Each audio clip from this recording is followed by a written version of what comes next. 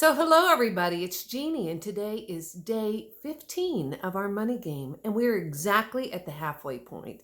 So, I just want to check in with you and see how you're doing. How are you feeling? You feeling any different? Do you get up with a new attitude? And when you look back at when you first started this money game, do you have a different type of outlook as to your deservability? Because it does change. Don't you? I mean, it just feels good, doesn't it? One of the reasons that I decided to start the money game is something that I want to talk about today, and that is forgiveness. So, what does forgiveness have to do with money? Well, actually, a lot.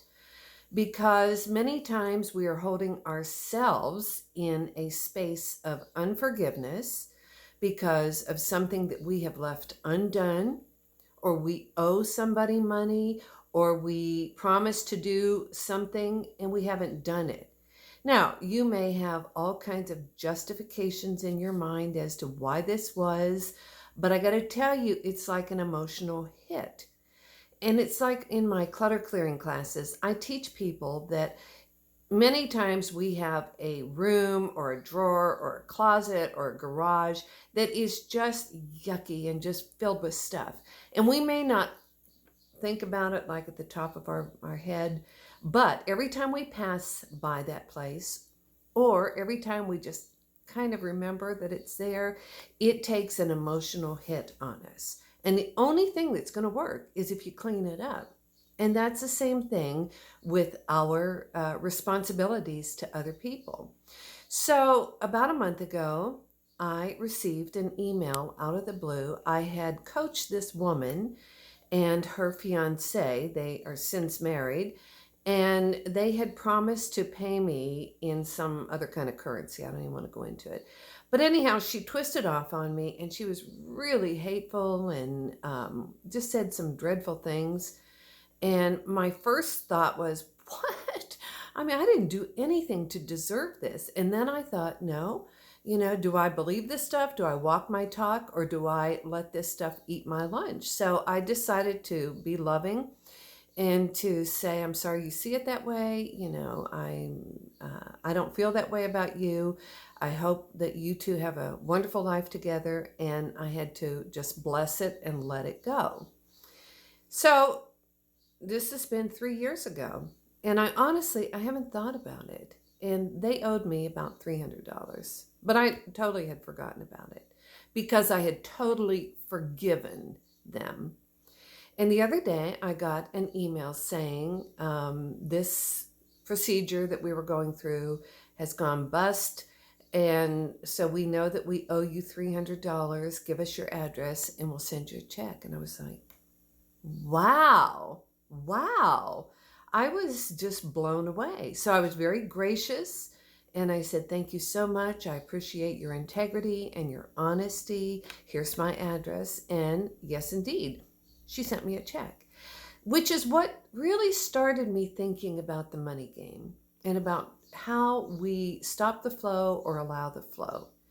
Yesterday, after I made the video, I got off the call and went and checked my email, and a conference that I had signed up for last July that was going to be coming up this July, I had already decided I couldn't go, but I had paid $149 deposit, my ticket. I bought it ahead of time. And I thought about it a little bit, and I thought, it's probably non-refundable. So I just kept turning it over to God, and I thought I might contact them, but we'll see. Anyhow, I checked my email yesterday and they said we're not having the conference this year and we are putting the $149 back on your credit card. So how about that? So where are you with your own life?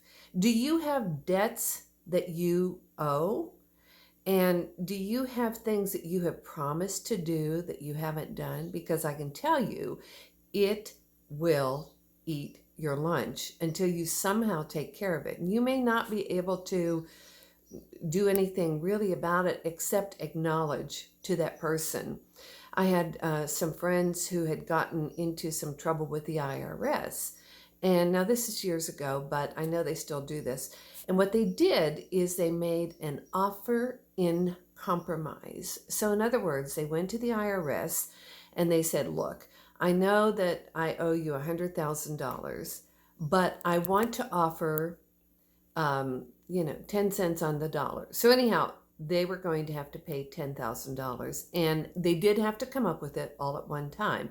Now, you may not even be in a position like that, but I got to tell you, just cleaning things up is going to make you feel better. If you have promised somebody to do something, if you have owed somebody something, at least reach out to them and acknowledge it and say, look, I can't do it right now, but I am aware of it.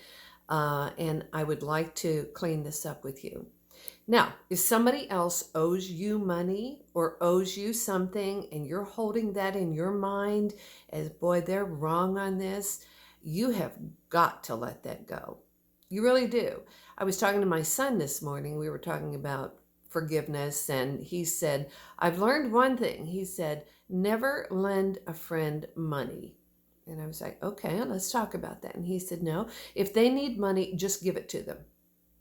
Don't hold it over their heads. Just give it to them. And if they decide to pay you back, that's fine. But if not, it's not going to eat at you. It's not going to create friction in your relationships.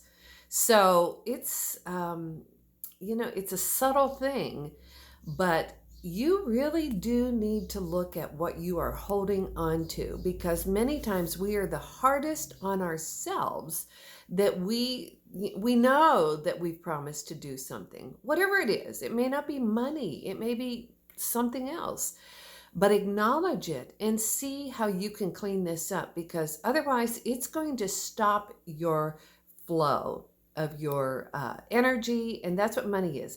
Money is energy. So I want you to really take a close look at this. Who are you holding in your mind as being wrong? Is it yourself or is it someone else? Clean it up.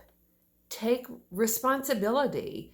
Make contact with somebody and at least acknowledge it and see how you can make things better. Because if you're getting into this money flow, and today we have $15,000.